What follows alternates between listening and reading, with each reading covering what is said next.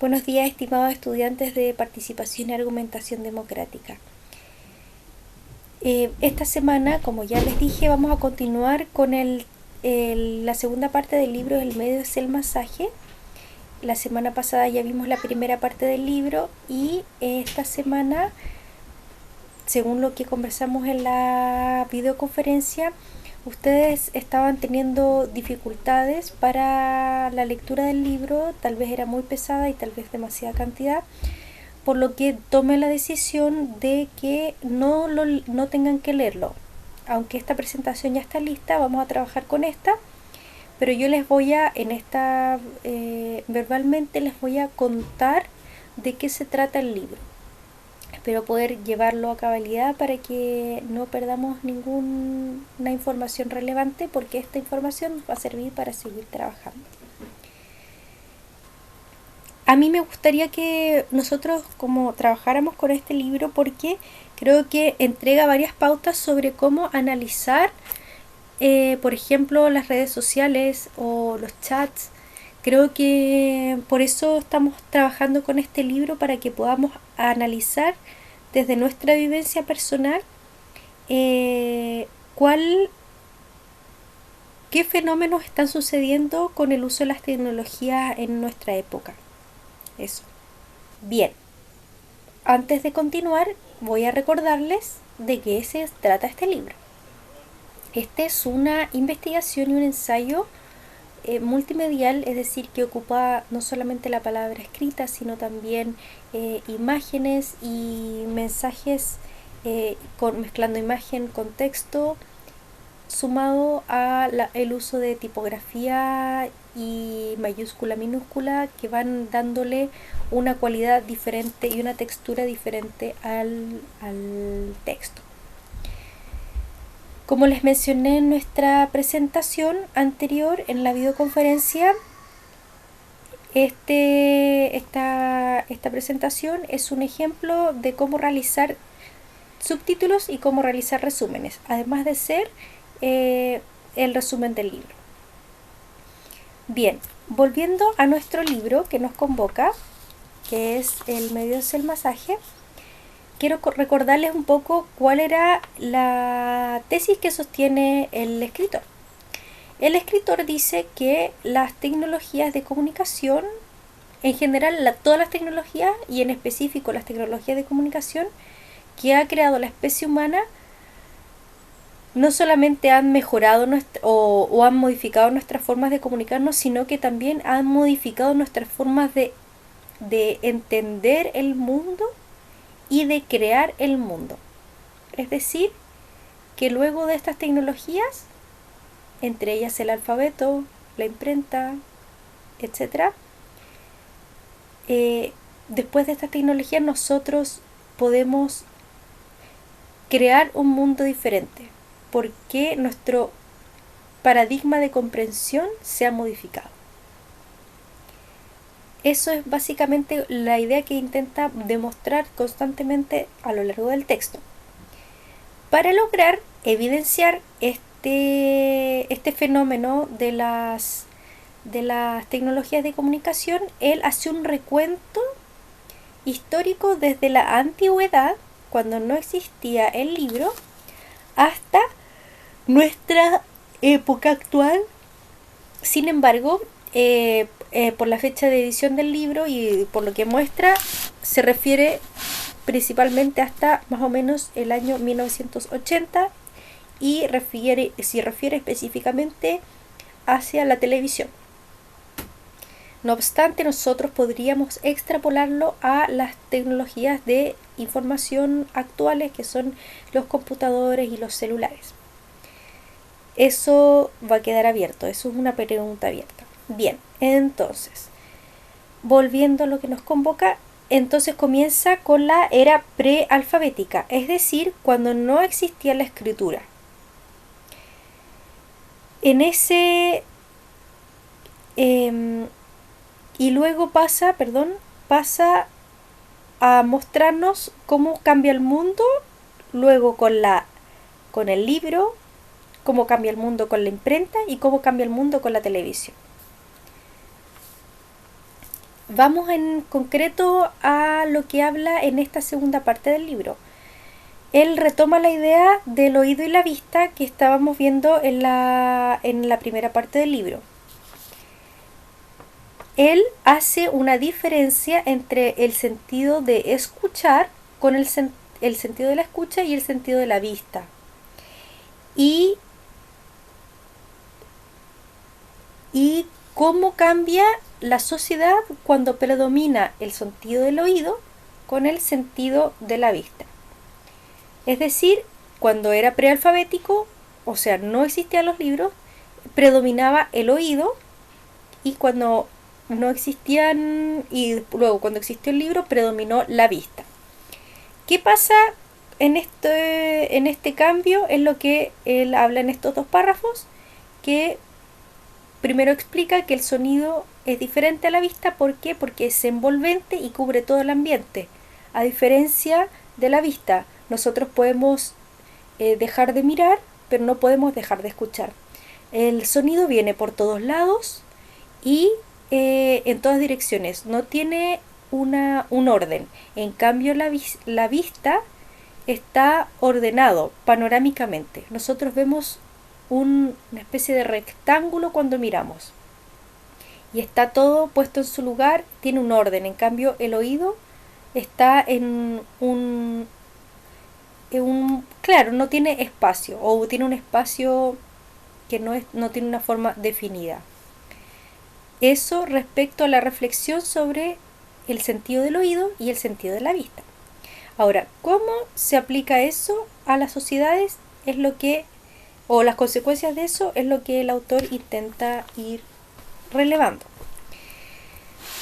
Luego pasa en esta parte de acá, hace una revisión de cómo era la vida en la época antes del libro y qué pensaron los filósofos sobre la llegada del libro. Entonces ahí cita a Sócrates, a Homero y a Platón, que son Sócrates y Platón son los filósofos y Homero es el poeta. En esta parte el autor lo que intenta, bueno, primero cuando rescata a Sócrates, dice que Sócrates pensaba que la escritura nos iba a hacer perder la memoria y perder la capacidad de aprender y que nos íbamos a volver una especie de tontos. Esa era la crítica que le hacía Sócrates a la escritura. Luego, esto es como un paréntesis. Entonces ahora vamos a continuar con la idea principal del autor y empieza a decir que antiguamente los textos orales, o sea, la palabra hablada, era mucho más refinada que la que conocemos hoy. Era una palabra hablada, el ser humano tenía un dominio, estaba alfabetizado en la palabra hablada. Por ejemplo, la Ilíada es un poema que se recitaba, no era un poema que fuera escrito. Imagínense un poema de cientos de páginas que lo memorizaba una sola persona, y esto lo lograba gracias a varias cosas, por ejemplo a la rítmica y a la métrica. Eso ayudaba a que las personas pudieran memorizar. Y por otro lado, el contenido mismo de la Ilíada y de los textos narrativos o poéticos de la antigua Grecia, eran textos que eran una especie de enciclopedias culturales, donde servían de guía espiritual, ética y social para las personas cuando lo escuchaban. Y era la forma en que la gente se transmitía la tradición de forma oral. Y en esta época cuando ya se empieza a cambiar como la mentalidad hacia una mentalidad como más racional, donde empieza a pasar como del estado del oído a un estado más visual, entre comillas, es que aparece la argumentación de Platón, que dice que Platón aboga porque la poesía y la literatura no son los medios más favorables para transmitir el conocimiento, porque es muy vago y es muy poco claro y no se atiene a los hechos.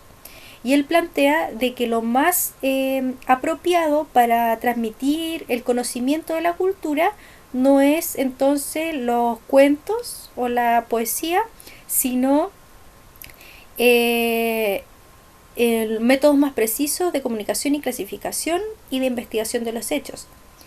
Es decir, textos que fomenten el diálogo y la reflexión, el pensamiento abstracto.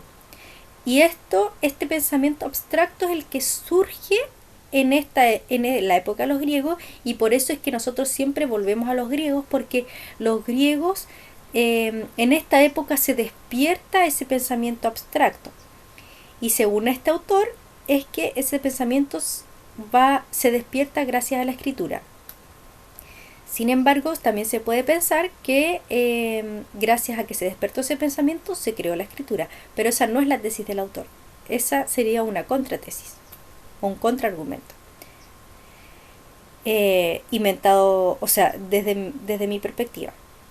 Bien, luego continúa hablando sobre Homero, el creador de la Ilíada, y habla sobre él que él tenía un dominio sobre el lenguaje metafórico. ¿Y cuál es el lenguaje metafórico? Es un lenguaje que no tiene solo un significado, sino que tiene muchos significados. Y ese lenguaje metafórico es característico de los mitos. Entonces podríamos hablar de que la época antes de la escritura era una época, por decirlo, que se vivía mitológicamente. Entonces, esta vivencia de la realidad de forma mitológica y no de forma exacta como la conocemos hoy, que es que ya Platón empieza a abogar porque empecemos a ver el mundo de esa manera exacta, precisa y no con tantas interpretaciones posibles. Eso en definitiva es el fenómeno que pasa durante la antigua Grecia y cómo es que esa conciencia se fue cambiando. Es un periodo en que cambia la conciencia, y eso es lo que el autor rescata a través de el uso de la tecnología de la escritura, del alfabeto, cómo el alfabeto modificó nuestra forma de pensar. Entonces ahí se va por el tema del mito. El mito. ¿Qué es el mito? Según el autor, es un instrumento de comprensión de un grupo complejo de causas y efectos. Es decir, el mito es una forma de explicación, así como podría ser el texto científico es una explicación, pero muy acotada. En cambio, el mito es una explicación de muchos fenómenos y tiene una dimensión, como dijimos, poco exacta y diversa, compleja. No es simple como, por ejemplo, una enciclopedia que te da una explicación que es simple porque la jirafa es así, tiene 4 patas, come plantas, mide no sé cuántos metros. Esa es una explicación simple. En cambio, una explicación compleja del mundo podría ser, no sé, el mito de la caverna, que se podría aplicar hasta hoy. No sé si ustedes lo han visto en filosofía. Por cuestiones de tiempo no lo voy a hablar ahora.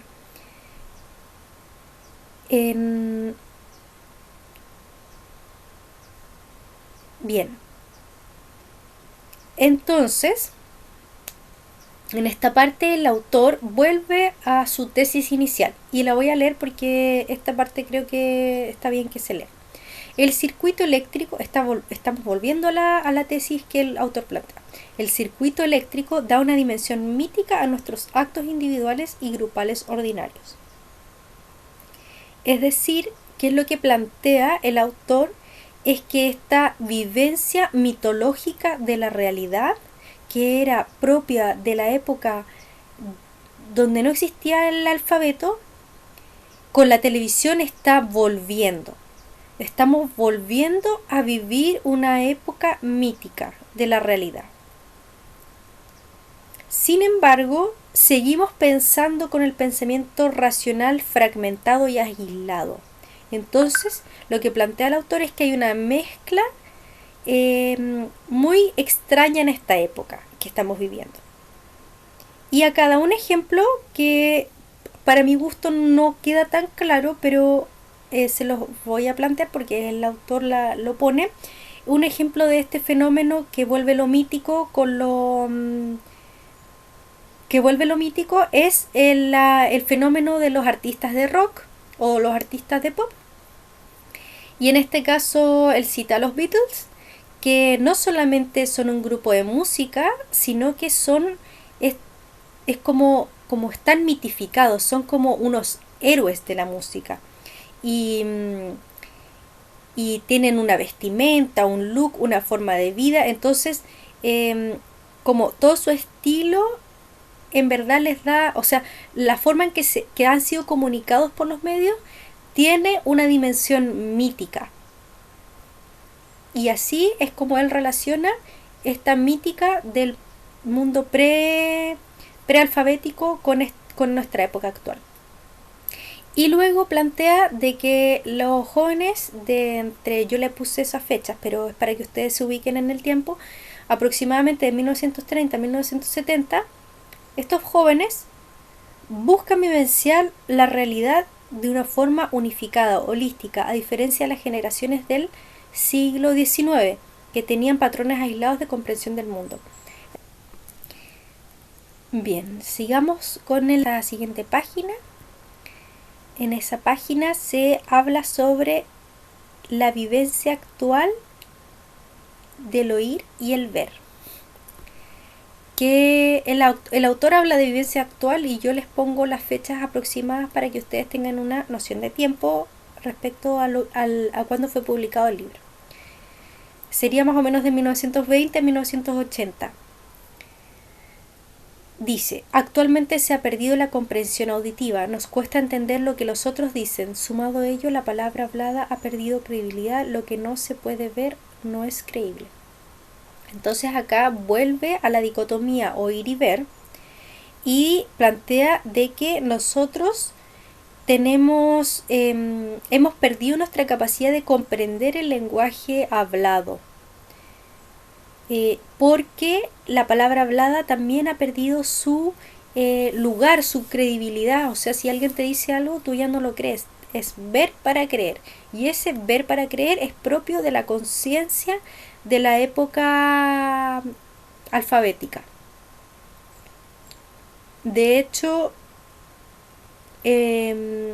incluso en la Biblia aparece esta idea de ver para creer cuando los discípulos de Cristo le piden a Cristo que necesitan ver como que resucitó, ver sus heridas para creer que realmente ha resucitado. Y ese es como el cambio de conciencia que hay en la época prealfabética y la época alfabética. Bien, también habla de que nosotros usamos metáforas visuales para entender el mundo. Nosotros, o sea, por ejemplo, una metáfora visual es decir, acá está, tiene unos ejemplos, en vez de decir hace un tiempo antes, que sería correcta palabra para referirse a una temporalidad, decimos hace un tiempo atrás. Es decir, es una concepción espacial del tiempo. Vivenciamos el tiempo o, por ejemplo, las personas. Esta persona que es sabia, decimos, es un visionario o es un vidente. Entonces hay una relación entre el conocimiento, la inteligencia y la visión. Por ejemplo, la luz de las ideas. Las ideas son una luz y esa luz es visual. Entonces a eso se refiere con las metáforas visuales. Y por otro lado, habla también de cómo nuestra época actual busca de distintas formas incluir, o sea, nuestra época actual ya cuando se entró a la televisión de nuevo, es decir, volvió a entrar el oído, ya empiezan a aparecer en los libros aspectos como auditivos de en el texto escrito. Por ejemplo, las tipografías, cambios de tipografía, mayúscula, minúscula, subrayados, negrita, todo eso nos va diciendo, nos va entregando información como oral sobre en un papel. Entonces eso igual es una innovación y eso es lo que él quiere recalcar como la innovación de incluir como el sonido entre comillas en el texto escrito.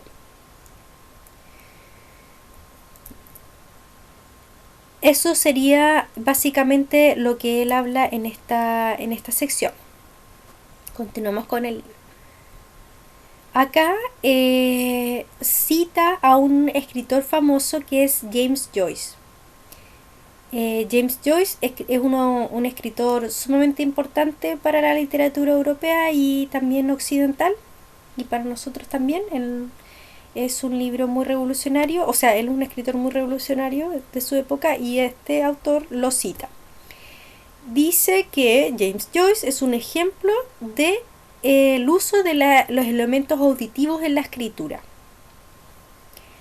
El párrafo 2, él cita el texto de James Joyce, lo pueden leer, es un texto que no se entiende mucho porque mezcla, o sea, yo creo que la idea es que esa mezcla extraña de palabras porque en el fondo no quiere darle prioridad al significado. Y entonces el autor analiza el libro y la cita anterior, el libro de James Joyce. Dice, Joyce vio que la vigilia del progreso humano puede desaparecer nuevamente en la noche del hombre ritual o auditivo.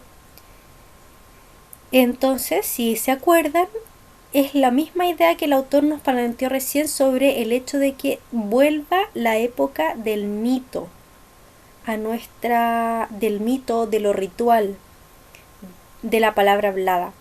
Entonces acá los dos autores estarían planteando que en la época auditiva la conciencia del ser humano estaba dormida. Es decir, no teníamos una visión, vivíamos como un poco en ensueño. Y eso cambió en la época de la escritura donde se despertó esta conciencia. Salimos de este ensueño de lo auditivo, pero ambos autores estarían planteando de que la tecnología eléctrica puede volver a dormirnos esa conciencia que se había despertado en la época de la escritura. Ese es como el peligro, entre comillas, que estaría planteando el autor. Dice que se puede volver a las instituciones tribales en la era eléctrica, pero en ese caso él plantea: hagamos de él una vigilia o un despertar o ambas cosas. Es decir, el autor del medio del masaje plantea de que a pesar de que exista la posibilidad de volverse a dormir en la época eléctrica, debemos mantenernos despiertos y despertar la conciencia en este periodo. Porque, bueno, las consecuencias, ustedes podrán decirme cuáles serían las consecuencias de volver a dormirse.